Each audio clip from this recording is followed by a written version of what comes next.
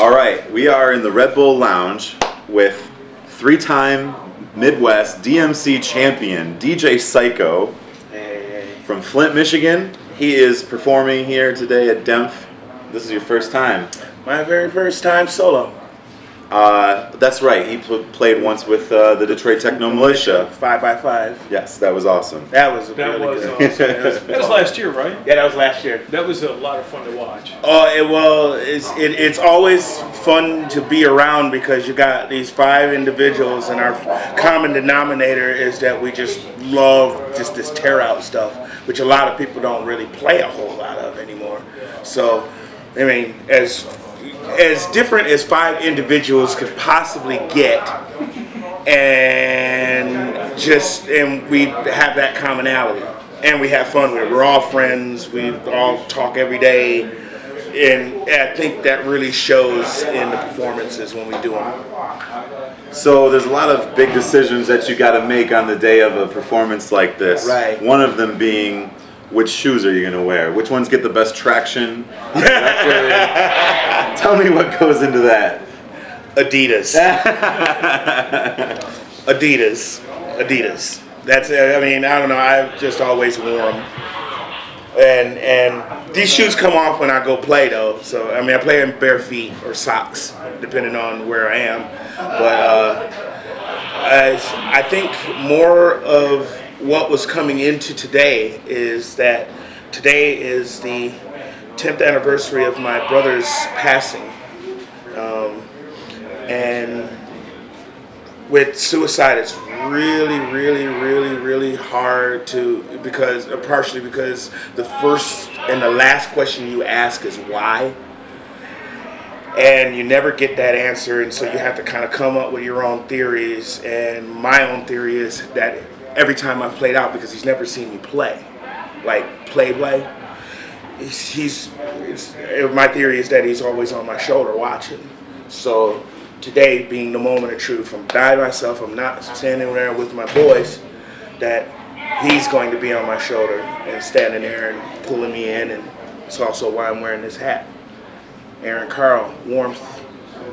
So he's with me today too. So. Well, I don't want people to get the impression, though, that you haven't played by yourself at all, because you've done a lot, like on Burst Radio, you know, some warm sessions. What's it?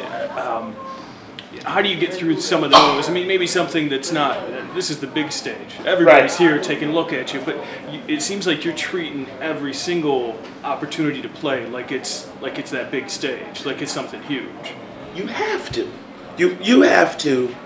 Every time you step up, you gotta play balls out, because you never know who you're gonna impress. You never know who you're gonna, turn into a fan, or turn into an electronic music fan, or turn into any kind of fan whatsoever. You have to play balls out. It's like when I did the TV2 News thing the other week. Mm-hmm. There was a friend of mine that's a DJ, and it's like, my mother says, never has liked the whole process, never has liked any of it.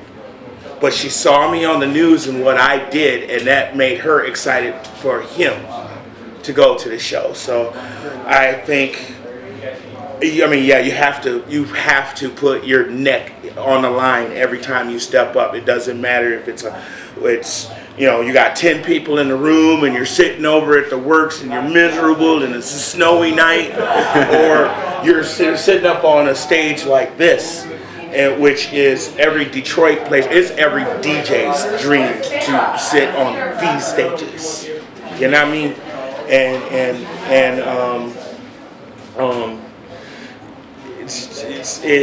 I treat it just like I do that. It's no different. It's no different. The first time I saw you was when you were playing with Funkalinium. Yeah. And so you definitely have a very diverse repertoire of different types of events and genres and styles that you do. Yeah, and that was kind of a design. It was definitely by design. I mean, a lot of people know me from a lot of different things, from playing with 2 or 3 funk bands, Reverend Right Time, Funkalinium, and my own Yours Truly, which was back in the day, and then you know, or me going out to certain cities. It doesn't matter where it is. I'm gonna go out and play, and I'm gonna try to touch somebody.